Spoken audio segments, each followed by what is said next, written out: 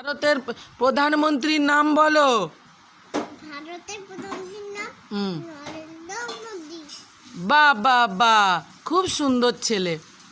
আচ্ছা, পশ্চিমবঙ্গের মুখ্যমন্ত্রীর নাম বলো। মমতা।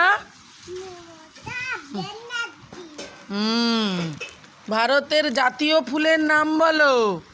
ভারতের জাতীয় ফুলের নাম পদ্মা ফুল। ভারতের জাতীয় পশুর নাম বলো। ভারতের পশুর হুম নাম টাইগার। কি টাইগার গো?